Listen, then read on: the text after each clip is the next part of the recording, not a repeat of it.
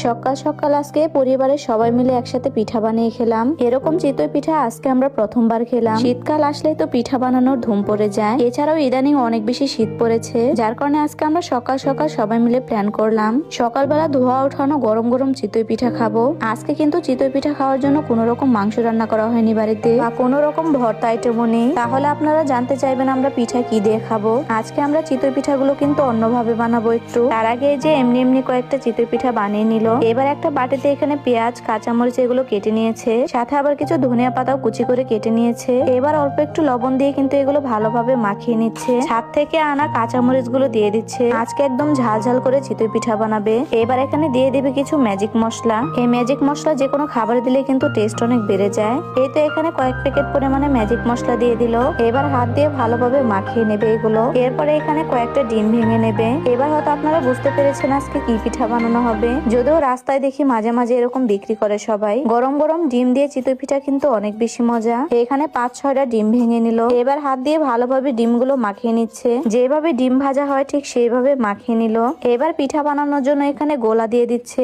আগে এরকম পিঠার গোলা দিয়ে তারপরে এখানে কিন্তু ডিমগুলো দিয়ে দিচ্ছে। যেগুলো মাখিয়ে রেখেছে সেখান থেকে অল্প একটু চামচ দিয়ে উঠিয়ে দিল। এবার কিন্তু ভালোভাবে ঢাকনা লাগিয়ে দিল। চলে আসলাম কিছুক্ষণ পর। এই যে দেখুন পিঠা কিন্তু হয়ে গেছে। আর কত বেশি সুন্দর লাগছিল দেখতে। সুন্দরভাবে কিন্তু ফুলে উঠেছে পিঠাটা।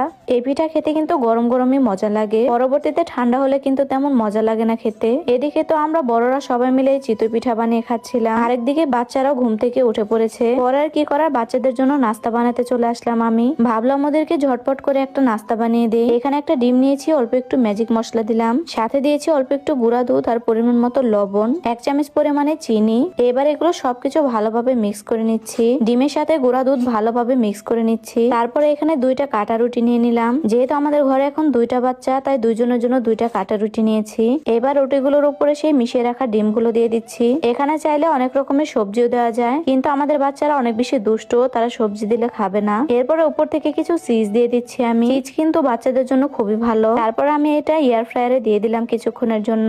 এই এয়ার ফ্রায়ার থাকার কারণে কিন্তু আমার অনেক বেশি সুবিধাই হয়ে গেছে। ঝটপট যে কোনো রেসিপি বানানো যায়, কোনো রকম কিন্তু তেলেরও দরকার হয় না। একটু পরে রুটিগুলো বের করে হালকা একটু তেল ব্রাশ করে দিচ্ছি। এটা অনেক বেশি সুন্দর ক্রিস্পি হবে। যাই হোক 10 মিনিট পরে কিন্তু সুন্দর রেসিপি হয়ে গেল। এবার কিন্তু বাচ্চারা খুবই মজা করে রেসিপিটা খেতে পারবে। আর অনেক আপুরা তো জিজ্ঞেস করেন ভালো মানের এয়ার ফ্রায়ার কোন পেজ থেকে নিতে পারবো। তারা কিন্তু TQIO ওনাদের এয়ার ফ্রায়ারটা নিতে পারেন। ওনাদের প্রোডাক্ট গুলো কিন্তু খুবই কোয়ালিটিফুল। প্রত্যেকটা প্রোডাক্টই অনেক অনেক ভালো। ক্যাপশন আমি TQIO ওনাদের পেজটি মেনশন করে দেবো। এদিকে একটা একটা করে চিতই পিঠা বানানো হচ্ছিল, আরেকদিকে সবাই একটা